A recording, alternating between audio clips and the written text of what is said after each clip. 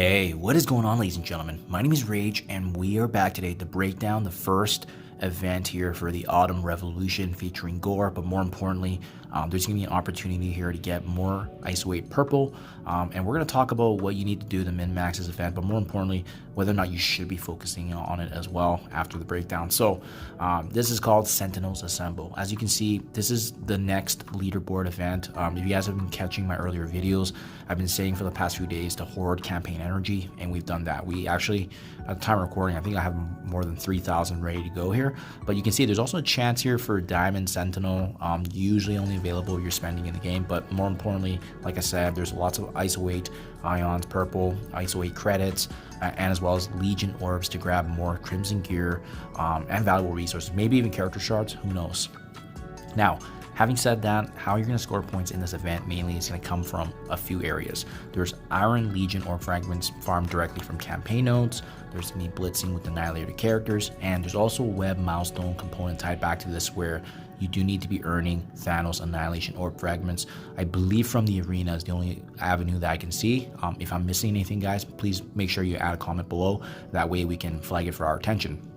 Otherwise, I don't really care about the diamond. For me, it's just about maximizing and taking advantage of as much Isolate Purple as I can. So this is the main milestone right here.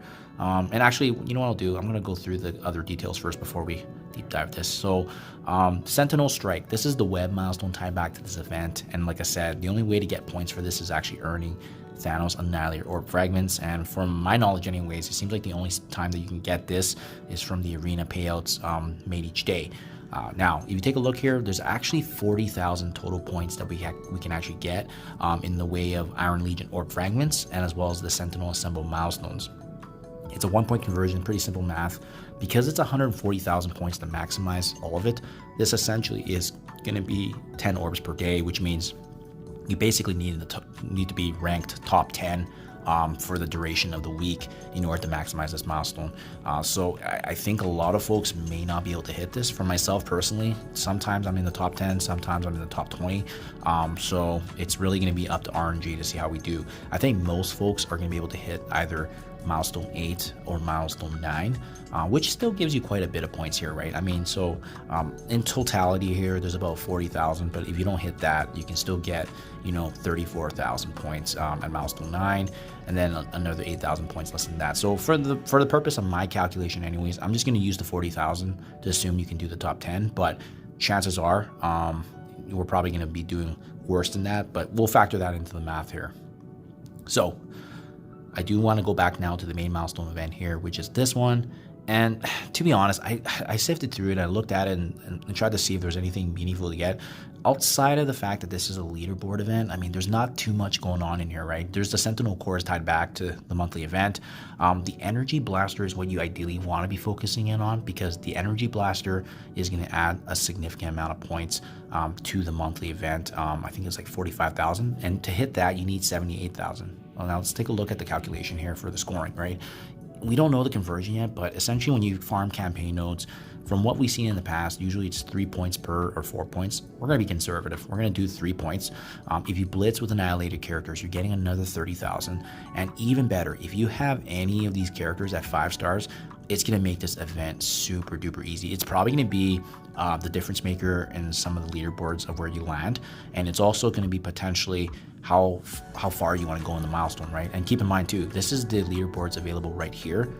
So again, similar to what we've seen in the past, top 1,000 gets access to the Diamond Sentinels. We never land there, especially being free to play. Typically where we've been is the top 10,000, top 7,500.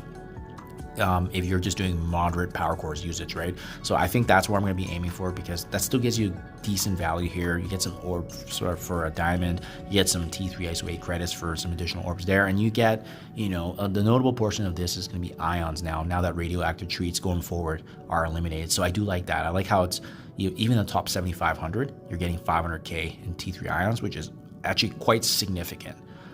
So that's really, really notable there. So that's going to be what I'm gunning for, guys. Now, having said that, let's put this now into a chart here and actually take a look at what we should be aiming for. And again, guys, the calculations might change here depending on how much point conversion is going to be coming to the node specifically from campaigns. I think that's going to be the differentiator. And also, if you've been hoarding campaign energy like myself, you may not even need the core at all.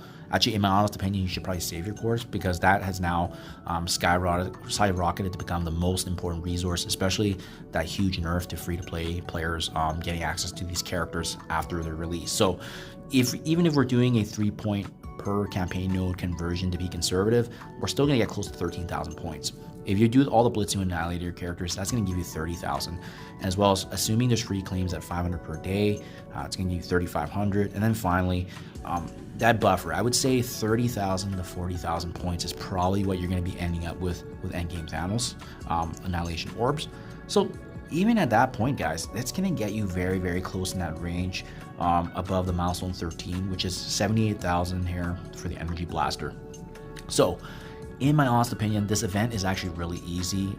It's even better if you've hoarded campaign energy like myself, but there shouldn't be a need to spend power cores whatsoever. But having said that, the caveat is that if you guys want to push deeper and higher, I think what's going to do it for me is I'm going to go for the monthly item personally, but I'm also going to assess where I am at the end of the day with my ranking, because I think getting in that nice spot between top 7,500, top 10,000, an extra 300,500 ions would go a long ways towards the progression at Dark Dimension 8. So that's my game plan, guys. Let me know what you think in the comments below. But the good news is that this event is going to be super duper easy to hit for the monthly. It's more so how many folks are going to be also doing that, and how deep are they going to be going. And I'm also interested to see, now that we've had the release news here of, free-to-play access to characters upon the release, how hard are folks using their power cores now for things like this? Or is everyone hoarding them just like me? Because especially when we don't know what the future events are going to look like for said characters, it's going to be very, very important to manage this resource going forward. And at the same time, obviously save resources for potential new characters or game changers, like new legendaries coming to the game, new endgame content, and so forth. Anywho, let me know what your guys' game plan is, what you're planning to do. I'm always interested to hear it back as well. The good news is that this event is going to be super duper easy. Thank you for your time as always, and I'll catch you guys in the next one.